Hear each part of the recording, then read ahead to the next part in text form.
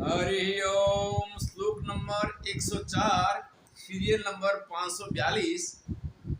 स्कंद पुराण के अंदर कहते हैं, न्यायोपार्जित वित्तेन दशमांसेन धीमता कर्तव्यो विनियोगश्च ईश प्रीत्यर्थ हेतवे। बुद्धिमान पुरुष को न्यायोपार्जित वित्तेन, न्याय पूर्वक धंधा के अंदर कभी भी छल कपट या बेईमानी किए बिना और सरकार के सारे जो टैक्स है वो टैक्स भर के जो धन अर्जित किया जाता है, इसको न्यायोपार्जित धर्म युक्त धन को कहा जाता है। और साथ में इस धन के अंदर जो बचत होती है, जैसे हमने धंधा करने के अंदर जैसे किसी को 1 लाख का नफा हुआ या 1 करोड़ का नफा हुआ तो सरकार के टैक्स तो सरकार लेगी। इसके अंदर से 10वां भाग तक इसको दान करना चाहिए योग्य स्थान पर, जो ठीक रूप से धर्म रूप के अंदर इसका व्यय होना चाहिए परमात्मा की प्रीति के लिए। क्योंकि कोई भी कार्य न्याय युक्त होने पर भी सारा कार्य संपादन करने में जीवात का तो नाश होता है, और जीवात मरना नहीं चाहती तो भी इसका वहां पर जीवात का नाश होने से 10वां भाग निकालने से वो पाप से मुक्त हो जाता है। इसीलिए अपनी सच्ची कमाई का 10वां हिस्सा तक दान करने से व्यक्ति पाप मुक्त होकर वो व्यक्ति ये लोक में कीर्ति और परलोक के अंदर भी शरीर छूटने के बाद भी अच्छा सुख प्राप्त कर सकता है। श्लोक number 105, serial number 548 Skanda Purana में कहते हैं, अब यहाँ पर संतों को जो सेवा करने का क्या पुण्य मिलता है। उपानहो वाचात्रम्बा कोपिनम्बा कमंडलुम यो ददाति तपस्विभ्यो नरो मुक्तः स पातकैः। उपानहो वा छात्रम वा। उपानहो का मतलब है जूते। जैसे संत कभी लकड़ी की खड़ाऊ पहने या कपड़े के जूते पहने, इसको उपानव। और छात्रम छाता, कमंडल, अपने कोपिन लंगोटी को कोपिन कहते हैं। और वैसे सन्यासी तपस्वी जो विरक्त महात्मा है उनको जो देता है वो सभी पुण्यों में श्रेष्ठ है। और वो संत महात्मा भी अपनी आवश्यकता का अनुसार ही ग्रहण करेंगे, निरर्थक वो कभी लेंगे नहीं। तो ऐसा व्यक्ति, ऐसा दानी सारे पापों से मुक्त होकर परलोक के अंदर बहुत अच्छी गति प्राप्त कर सकता है। सीरियल नंबर 549, श्लोक नंबर 106, न्यायगत धन कुर्वन् वेदोक्तं विधिवत् क्रमात् गृहस्थोऽपि विमुच्येत साधकृत् सत्यवाक् शुचिः।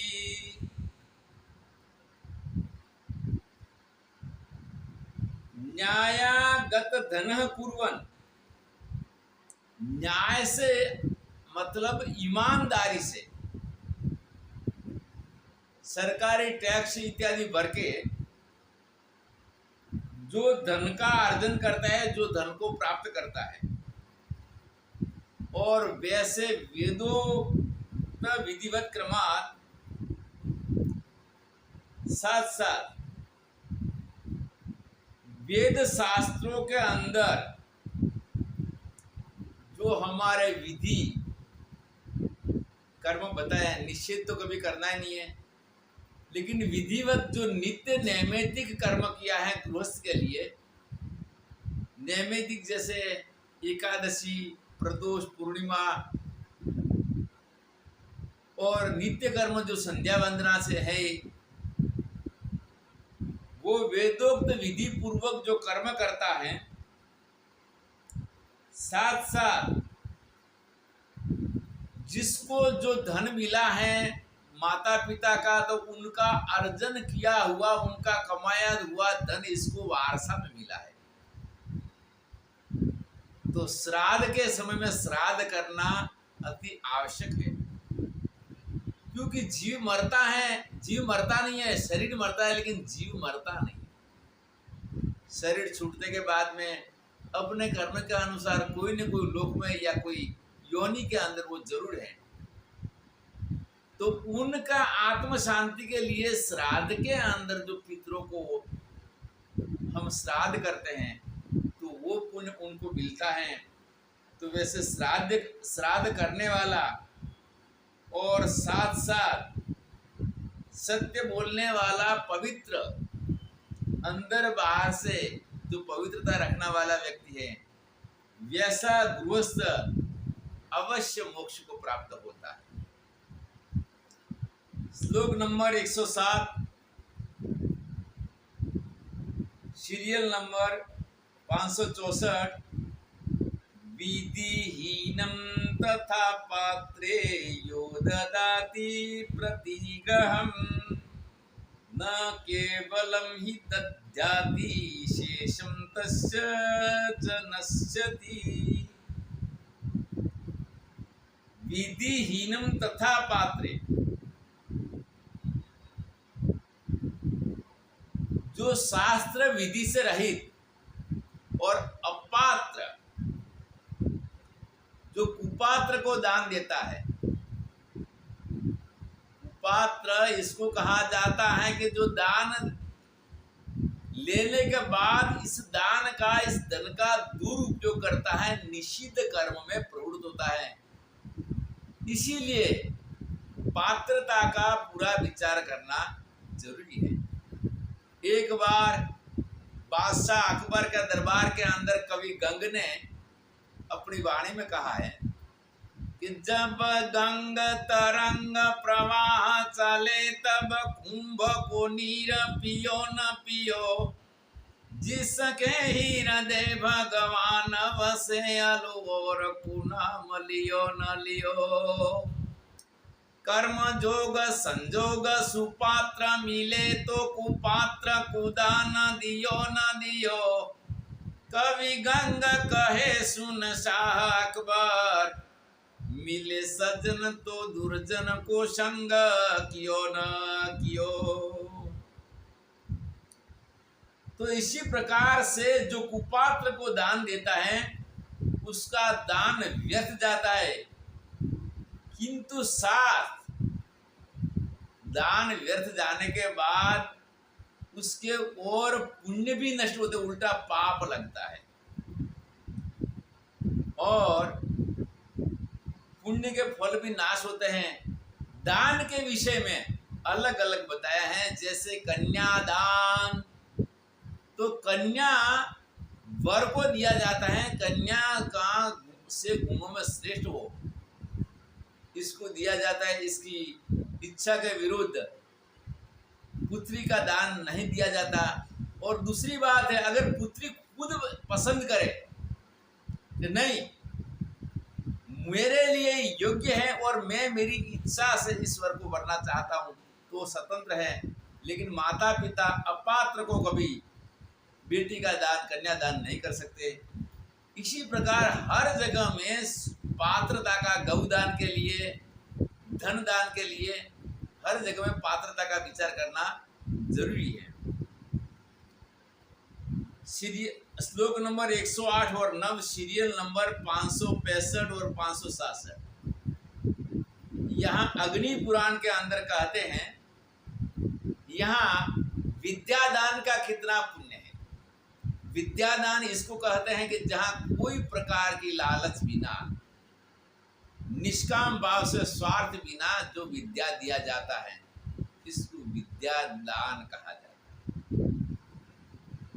ब्राह्मीं सरस्वतीं दत्त्वा निर्मलो ब्रह्मलोकभाग् सप्तदीपमहिदस ब्रह्मज्ञानं ददाति यः। वाजपेय सहस्रस्य सम्यक् दत्तस्य यत्फलं तत्फलं सर्वमाप्नोति विद्यादानं न संशयः। ब्राह्मीं सरस्वतीं दत्त्वा, जो ब्रह्म विद्या का दान करने वाला, जो विद विद्या का दान करने वाला सभी पापों से निर्मल, मतलब पाप से रहित, ब्रह्मलोक को प्राप्त करता है। और ब्रह्मलोक के अंदर एक आत्मबोध के द्वारा जाता है, उसकी पुनरावृत्ति नहीं होती। और गीता में ये भी कहा गया, ब्रह्म भूना लोका पुनरावर्तिनो अर्जुन, जो आत्मबोध रहित केवल सुख की वासना से जाता है, इसको फिर भी वहां से वापस आना पड़ता है। ऐसे ब्रह्मवेत्ता ब्रह्म विद्या का दान करता है, वो ब्रह्मलोक को प्राप्त करके दोबारा वापस नहीं आता, इसका साहित्य मोक्ष होता है। और जो परमात्मा